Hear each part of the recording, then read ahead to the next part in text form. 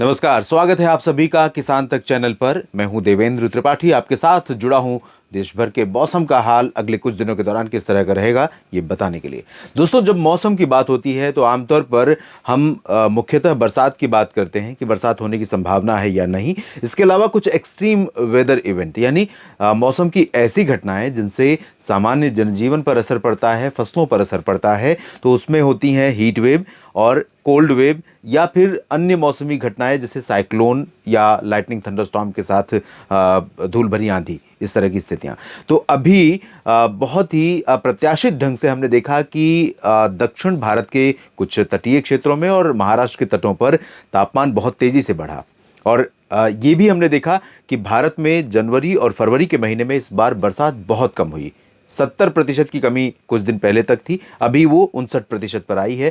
धीरे धीरे क्या, आज फरवरी का आखिरी दिन है, 28 फरवरी है जिस दिन ये वीडियो आप देख रहे हैं अपलोड होता हुआ।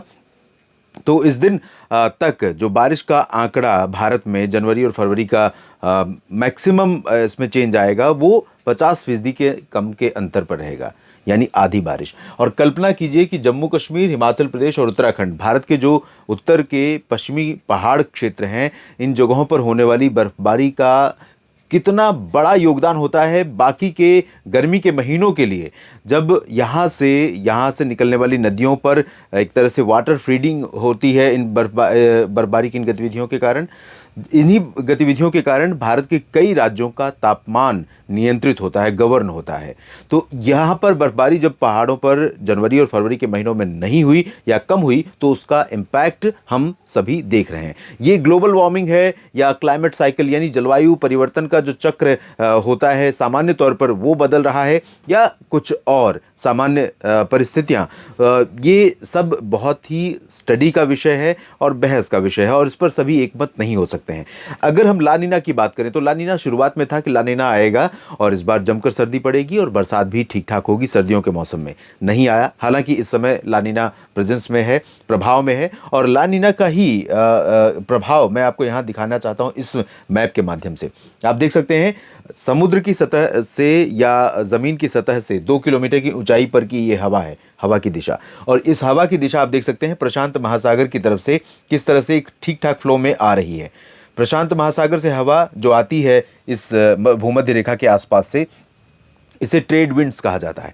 और ये ट्रेड विंड्स लानीना के होने पर बढ़ जाती है भारत की तरफ, एशिया की तरफ, और एल नीनो होने के दौरान ये ट्रेड विंड्स बहुत कम हो जाती है। तो ये विंड्स जब यहाँ पर बढ़ती है भारत के जो समुद्री क्षेत्र हैं, बंगाल की खाड़ी और अरब सागर, इन जगहों पर, तो यहाँ से अगर ऊपर की तरफ सपोर्ट मिलता है, ऊपर WD आ रहा है, तो गतिविधियाँ उत्तर भारत के पहाड़ों से लेकर के मध्य और पूर्वी भारत के कई राज्यों तक बढ़ जाती हैं और देखने को मिलती है। और वही परिस्थिति इस समय बनी हुई है। तो ये गतिविधि कितने समय तक जारी रहेगी और जो वर्तमान सिस्टम है, क्या उसके बाद मार्च के पहले सप्ताह में या पहले पखवाड़े में भी इस तरह की बर्फबारी होने की संभावना है, इसकी भी बात करेंगे। पहले हीट वेव का जो अलर्ट बना हुआ है उसकी स्थिति देख लेते हैं।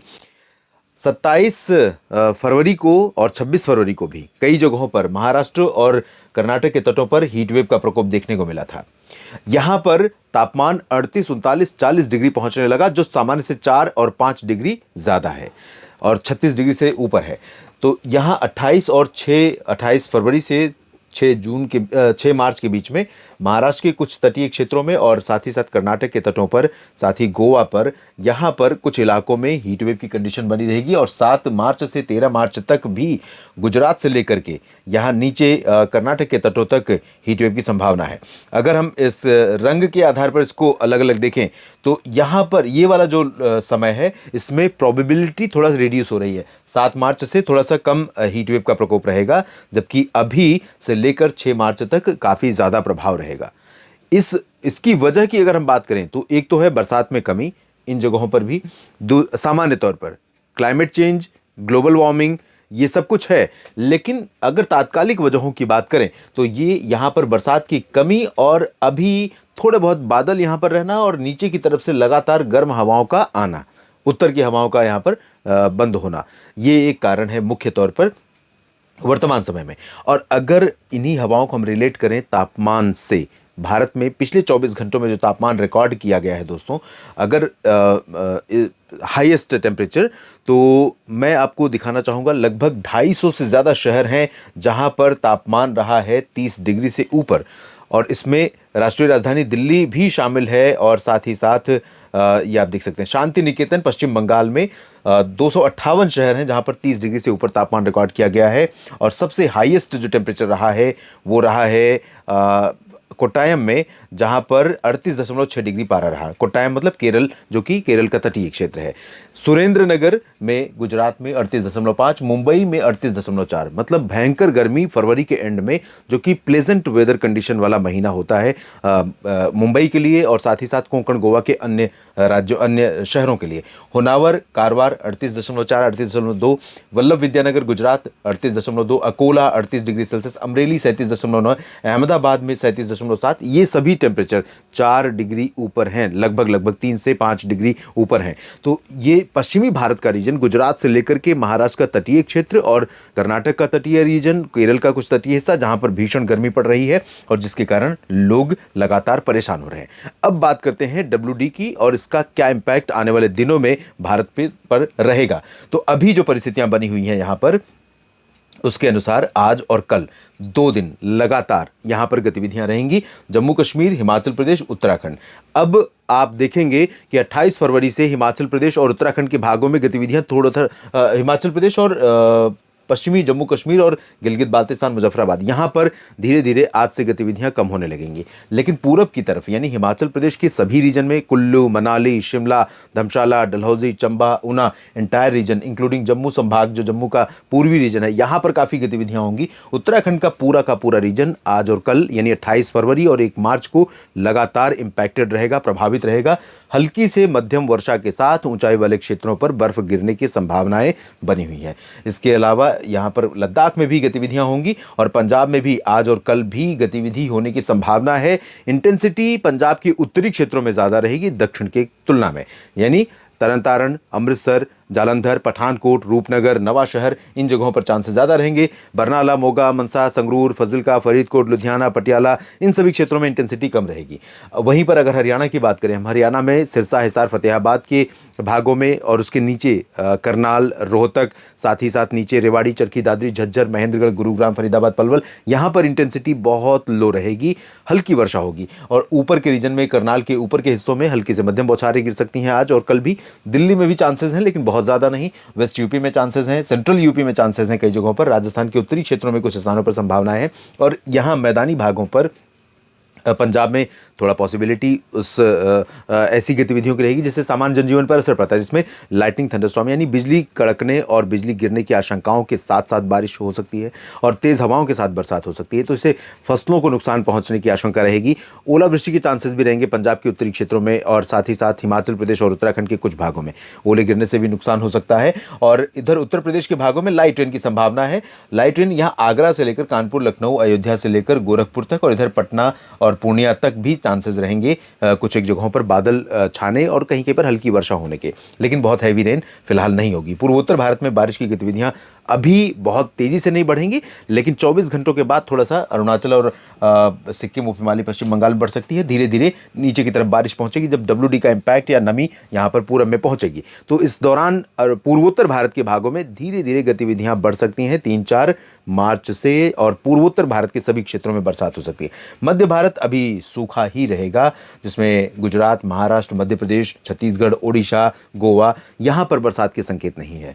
उत्तर प्रदेश में भी दक्षिणी भागों में चांसेस ज़्यादा नहीं है। राजस्थान के दक्षिणी भागों में संभावनाएं बहुत रेयर हैं और बादल भले रहेंगे गुजरात के उत्तरी क्षेत्रों पर और उत्तरी मध्य प्रदेश पर, लेकिन पॉसिबिलिटी बारिश की बहुत रेयर है। छत्तीसगढ़, ओडिशा, झारखंड, गंगे पश्चिम बंगाल, तेलंगाना, कर्नाटक का पूरा उत्तरी आंतरिक, दक्षिणी आंतरिक रीजन, रायलसीमा और आंध्र प्रदेश का तटीय रीजन, इन सभी भागों में बरसात की उम्मीदें अगले 7 दिनों तक फिलहाल बहुत रेयर हैं।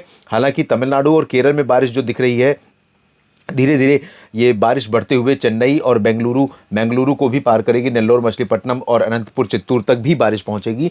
कर्नाटक के तटों पर भी कुछ स्थानों पर बारिश होगी। तो इससे होगा क्या कि थोड़ी सी राहत, जो टेम्परेचर बढ़ रहा था उससे मिल सकती है और हीट वेव का प्रकोप रिड्यूस हो सकता है। इसी वजह से आपने देखा कि 7 मार्च से जो हीट वेव की प्रोबेबिलिटी है उसे मेट डिपार्टमेंट ने भी रिड्यूस कर दिया है। कहीं ना कहीं कंसिडरेशन है इस पॉसिबिलिटी की, यहाँ पर संभावना दिखाई पड़ रही है कि कुछ बरसात हो सकती है आने वाले दिनों में। और ये प्री मॉनसून सीजन शुरू हो जाएगा 1 मार्च से। प्री मॉनसून में लाइटनिंग, थंडरस्टॉर्म, डस्ट स्टॉर्म यानी धूल भरी आंधी और गर्जना के साथ बूंदाबांदी, हल्की वर्षा, इस तरह की संभावनाएं होती रहती हैं। कई बार लोकल लेवल पर भी इस तरह की एक्टिविटीज हमें दिखाई पड़ती हैं।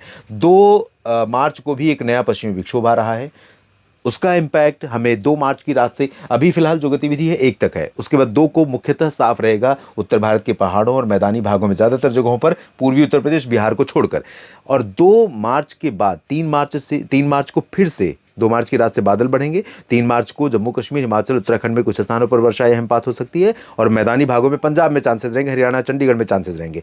उसके बाद 4 मार्च से उत्तर की हवाएं वैसे तो 2 मार्च से ही चलनी शुरू हो जाएंगी, लेकिन और 3 मार्च को भी आप देखेंगे पंजाब, हरियाणा, राजस्थान, दिल्ली, उत्तर प्रदेश, बिहार, झारखंड, पश्चिम बंगाल, इन सभी भागों में तापमान में गिरावट दर्ज की जाएगी। और 4 मार्च से ये गिरावट पश्चिम बंगाल के गंगेय क्षेत्र में और यहाँ झारखंड में धनबाद, रांची तक, इधर भुवनेश्वर तक, इधर रायपुर और इधर नागपुर, और हो सकता है कि यहाँ सूरत, वलसाड़, नवसारी, दहानू और नासिक, नंदुरबार तक, जयपुर, अजमेर, इन सभी क्षेत्रों में, और उत्तर प्रदेश, मध्य प्रदेश में, इन सभी जगहों पर उत्तर पश्चिमी दिशा की हवाओं का प्रभाव दिखेगा। और इसके चलते तापमान में गिरावट होगी, और गिरावट होगी तो कई जगहों पर कोल्ड वेव सुबह और रात के समय आप महसूस करेंगे। हालांकि दिन में तापमान ज़्यादा रहेगा, दिन में धूप होगी और सामान्य से थोड़ा ऊपर ही तापमान हो सकता है, लेकिन धूप होने के बाद बहुत ज़्यादा अनकंफर्टेबल वो तापमान नहीं लगेगा। वजह यह है कि हवा में ठंडक रहेगी, जो उत्तर की पहाड़ों की बर्फबारी की ठंडक होगी जो हवाओं के साथ पहुंचती रहेगी।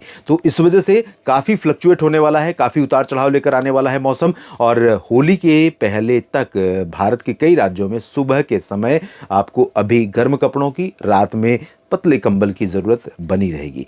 तो अपना ध्यान रखिए किसान भाइयों, और मवेशियों का ध्यान रखिए, साथ ही फसलों का इन मौसमी स्थितियों के अनुरूप ध्यान रखिए। लगातार बने रहिए हमारे साथ, और लाइव आपके साथ मुलाकात होगी 3 मार्च को। अपडेट करेंगे और भी मौसम के बारे में, और अपनी राय, अपनी प्रतिक्रिया इस वीडियो के बारे में और अपने क्षेत्र के मौसम, अपनी फसलों की स्थिति के बारे में किसान तक पर लगातार आप देते रहिए। आप सभी का समय शुभ रहे, आप सभी के लिए मौसम अच्छा रहे, इन्हीं कामनाओं के साथ फिलहाल दीजिए अनुमति, लेकिन बने रहेगा आप किसान तक के साथ। धन्यवाद। अगर ये वीडियो आपको पसंद आया है तो इसे लाइक ज़रूर करें। अगर चैनल अभी तक सब्सक्राइब नहीं किया है तो कर लें, और नोटिफिकेशन पाने के लिए बेल आइकन भी दबा दें।